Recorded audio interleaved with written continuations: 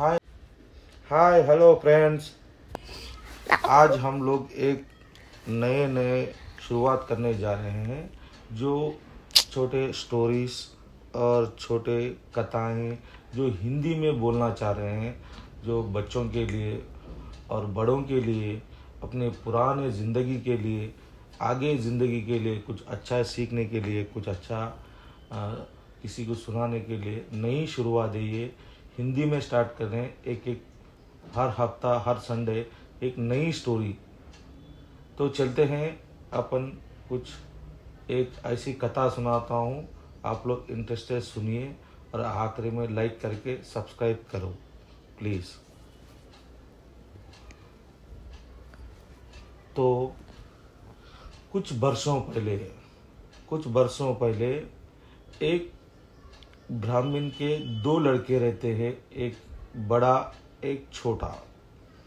तो छोटा बेटा जो है बेचारा वो अपने हिसाब से पौरोहित सीखता है, अपना खुद काम जाम जो भी करके बीवी बच्चे अपने संसार को ज़िंदगी गुजारता है।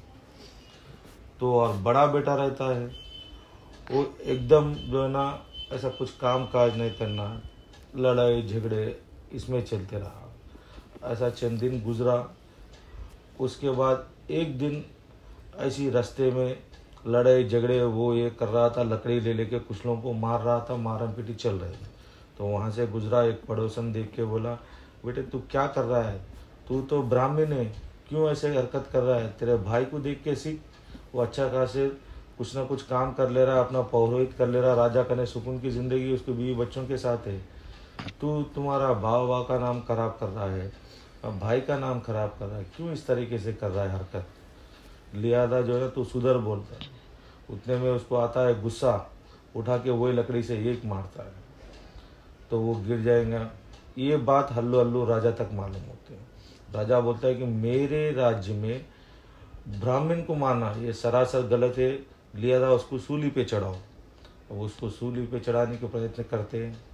उतने में ये उनके छोटे भाई को मालूम होता है, वो भागता है राजा के। राजा को रिक्वेस्ट करता है, नमन करता है कि मैं एक मौका दो, उसको सुधारूंगा या मैं कुछ बोलूँगा। तो ठीक है चलो, ये भी एक ब्राह्मण है बोल के राजा एक मौका देता है। ये गया भाई कहने, भाई ऐसे मत कर प्लीज़, जो भी ये समझाना है समझाता है। तो वो भाई को छुड़वाता है। जैसा भाई छूटने के बाद क्या करता, बड़े भाई ने राजा को रिक्वेस्ट करता है कि मैं आगे से खेती बाड़ी करके जी लूँगा, क्योंकि मेरे को तो कुछ ब्राह्मण हूँ मगर मेरे को ऐसे पौरोहित वगैरह नहीं आता। तो राजा बोलते जाओ ढूंढ लो, जहाँ पर भी आपको ज़मीन पसंद आती वो बोल दो, क्योंकि उस ज़माने में ये रजिस्ट्रेशन वो ये बड़ा उतना वो नहीं रहता था। राजा के ज़माने में जो ज़मीन चाहे वो ज़मीन राजा दे सकते थे। तो ये चल पड़ा एक छोटा मोटा जंगल के तरफ। एक अच्छी साफ़ सुथरी ज़मीन दिखी जिसको एक पीपल का झाड़ लगा हुआ है, बहुत बड़ा पीपल का झाड़। तो ये देखता है, दोनों मियाँ और बीवी ज़मीन को स्टार्ट करने, खेती बाड़ी जो भी है स्टार्ट करने से पहले वो पीपल के झाड़ को नमन करते हैं, कि बोलते हैं जो भी इस झाड़ पे है उनको मेरा प्रणाम नमन जो भी है बोल के ये अपना खेती बाड़ी शुरू करता है। देखते देखते ही चंद दिनों में 3 महीने 4 महीने हो जाते। बहुत ही अच्छी फसल होती है कि वो सोच नहीं सकता इतनी अच्छी फसल होती है। वो फसल जब हाथ लगने लगता है, जब फसल को काटने का टाइम आता है, एक दिन अचानक चोरी होती है। डाकुआ जो भी है इसके खेत पे करके जितना भी धान है काट लेके निकल पड़ते हैं।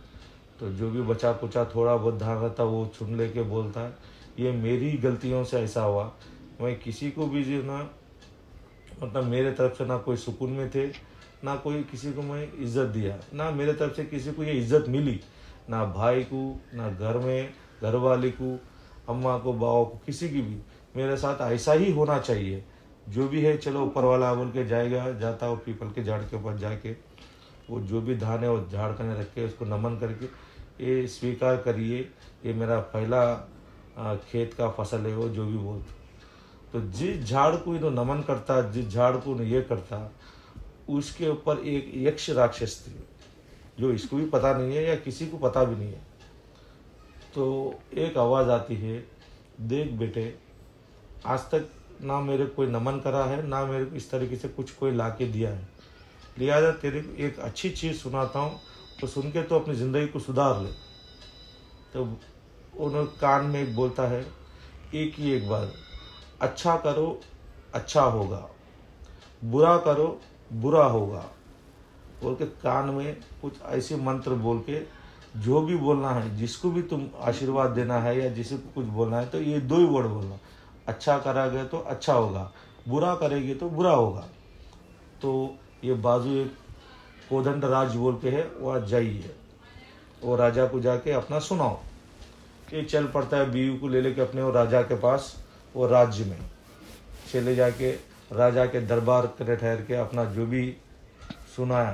राजा बोलता है ये तो बहुत अच्छी बात है, ठीक है, इसको काम पे रख लो।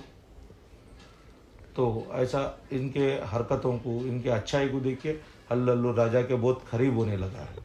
ऊपर से ये ब्राह्मण भी है, वो ज़माने में ब्राह्मण क्षत्रिय ये लोग ही राज्य चलाते थे। तो चंद दिन गुजरने लगे, तो राजा एक दिन क्या करा, फिर अपने जंगल के गया शिकार करने। तो राजा जब शिकार करके जितने वक्त में शिकार करना था न हो के उसके आधा ही वक्त में पलट के आ जाता है। जब घर में अपने बीवी का जो मंदिर है उसमें जाके देखे तो उनके घर वाले एक ऐसा पूजा करते रहते कि बिल्कुल बिल्कुल बिना वस्त्र के इंसान की मांस से, इंसान की गोश्त से एक भयानक तरीके से एक पूजा करते रहते हैं। उसका नाम है पांड्य पूजा। ऐसे ये राजा देख के एकदम आश्चर्य हो जाए, ये कैसा पूजा, ये तो राक्षस का है, ये तो गलत है। तो रानी बोलते अब तुम तो देख चुके हैं, जब देखना है तो आप इसमें शामिल हो जाओ, नहीं बोले तो मैं मर जाती हूँ। जो इसको देखा एक ही रास्ता है, या और इसमें शामिल होना या मर जाना। ये इसीलिए क्यों ऐसा करते हैं बोल के राजा को, ये इसीलिए करते हैं, हम लोग बहुत गरीब राज्य से थे, ये मेरे कुछ दोस्त सिखाए थे, वो सीखने से मेरे को ऐसे शक्तियाँ आते हैं, कुछ ऐसे धन मिलता है, इसीलिए मैं इतनी बड़ी राज्य का रानी बन चुकी हूँ। यही से इसे ये मेरे छोटे मोटे जितने मेरे करीबी लोग हैं उनको मालूम है ये। अब राजा बोलता है तो घरवाली है, मजबूरन उसके बात सुन के क्या करता है, ठीक है बोल के बैठ जाता है। उन्होंने बोलता है एक ब्राह्मण, ऐसा ब्राह्मण होना अपने पास है, उसको मैं जो है ना ये बलि चढ़ा के यहाँ पर रखना चाह रही हूँ, इसके लिए ये पूजा कर रही हूँ। वो बलि है वही ब्राह्मण जो इसके पास काम करता है, उसके ऊपर वो रानी की नज़र पड़ गई, जो उसका ख़त्म करना और उसका जो है ना पका के उस शैतान को चढ़ाना, ये प्लान करके थी उन्होंने। तो राजा जो है ना मजबूरी तो अब तो सुन लिया, बैठ गया, बुलाता उसको, राजा खुद जाता, उसके बाद जाके बोलता भाई एक काम करो, हम लोग एक पूजा कर रहे हैं, उसमें कल सुबह तुम जाना जो अपने पकवानशाला में, उसको बोलना कि राजा रानी पूजा में है, मैं उनके लिए खाना तैयार करो और लेके आओ। ये आप ही बोलना, क्योंकि ये ब्राह्मण नहीं तो क्षत्रिय जाके बोलना है तो वो काम बनेगा। ठीक है बोल के राजा चले जाता। जैसा ब्राह्मण चले जाता फिर राजा जो ना पकवान वाले के पास जाता, बोलता कि जो भी तेरे पास आके पहले मर्तबा ये बोलेंगा उसको ख़त्म करो, ख़त्म करके उसका पकवान लेके आओ। उसको ये तो बोल दिया, और ये बात जो है ना ब्राह्मण को नहीं पता है।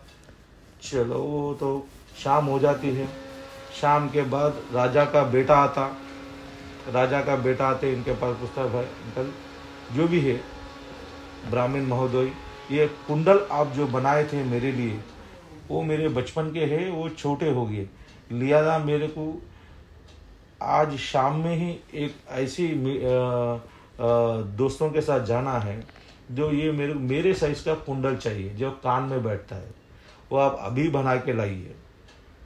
तो वो बोलता है मैं अभी तो नहीं मिल सकता, कल सुबह हो जाती, मैं जाके सुनार के पास बैठ के बना के लेके आए थे, और मेरे को आपके राजा जी काम दिए हैं, ये कल सुबह का काम है, ये सो ये जो भी है जाके बोलो।